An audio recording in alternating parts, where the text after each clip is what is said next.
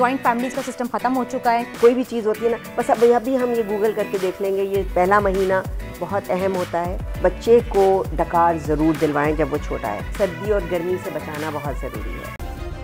Subscribe करें और bell दबाएं ताकि कोई खबर रह न जाए। इन्फेंट्स की टेक केयर करना एक बहुत ही नाजुक और हसास काम है। बीइंग अ मदर, जब आप पहले बच्चे की माँ बनती हैं तो आपको इतनी अवेयरनेस नहीं होती है शायद जितनी कि होनी चाहिए। और आजकल हमारा माहौल ऐसा है कि जॉइंट फैमिलीज़ का सिस्टम ख़त्म हो चुका है, कल्चर ख़त्म हो चुका है, अकेले रहते हैं। लेकिन जब नई माँ बनती है तो उनको इतना अंदाज़ा नहीं होता। तो बताएं किस तरह से छोटे बच्चों की, न्यू बॉर्न्स की, इन्फेंट्स की टेक केयर करनी चाहिए कि किसी हादसे से बचा जा सके। नहीं, थैंक यू वर्दा, आपने बड़ा अहम मौजू पिकअप किया है। और ज़ाहिर है मेरे बच्चे तो बड़े हो गए हैं और मैं जब यंग मदर्स को देखती हूँ तो मैं रियलाइज़ करती हूँ कि क्योंकि अब हम सब लोग अभी इनकी तरफ आएंगे, टेक्नोलॉजी पे इतने डिपेंडेंट हो गए कि मैं बच्चों को भी देखती हूँ कि वो कोई भी चीज़ होती है ना, बस अब अभी हम ये गूगल करके देख लेंगे, ये चेयर नहीं खुल रही, ये टेबल नहीं खुल रही, and they figure it out. So unfortunately जब बच्चा पैदा होता है तो it doesn't come with like a book. कोई गाइड नहीं होता उसके साथ। वो गूगल में नहीं आता है कि ये बच्चा है, this is the guide to manage the child. तो सबसे अहम बात मदर्स के लिए आई थिंक सबसे इम्पॉर्टेंट बात ये होती है कि for whatever reason and however you going to do it, बच्चे को कभी अकेला नहीं छोड़ें कहीं भी, क्योंकि सबसे ज़्यादा हादसात इसी तरह होते हैं। अब बच्चों के मुख्तलिफ अदवार हैं। पहला महीना बहुत अहम होता है। उस महीने में तो ज़ाहिर है छोड़ना नामुमकिन है। आपने बच्चे को दूध भी पिलाना है, आपने बच्चे के कपड़े भी चेंज करने हैं, डायपर भी चेंज करने हैं, साफ़ सफाई भी करनी है। उस ज़माने में आई थिंक सबसे इम्पॉर्टेंट चीज़ ये होती है कि बच्चे को एक तो माएँ दूध पिलाएं अपना, और बच्चे को डकार ज़रूर दिलवाएं। क्योंकि बहुत दफ़ा ऐसा होता है कि माएँ होती हैं, डकार नहीं आई, अरे हो जाएगी, ठीक है, लिटा दिया।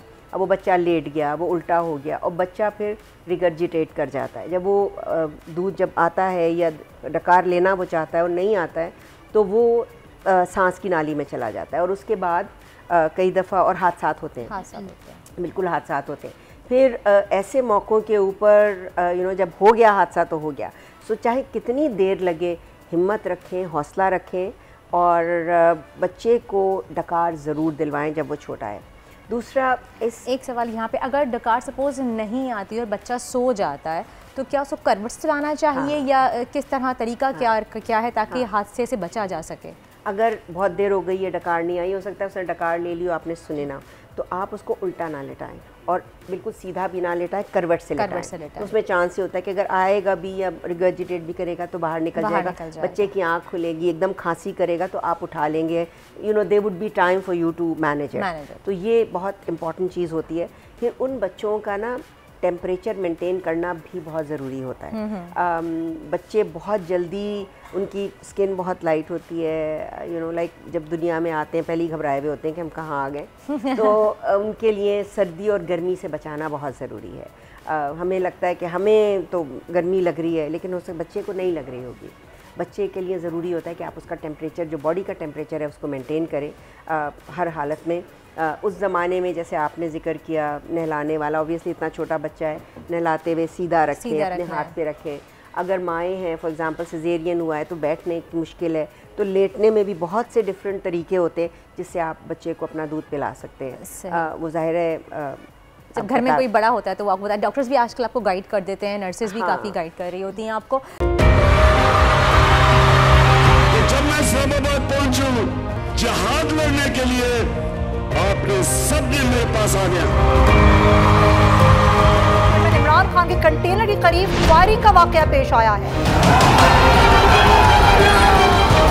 कप्तान पर कातिलाना हमला, 24 घंटे लाइव कवरेज सिर्फ बोल दिखा रहा है।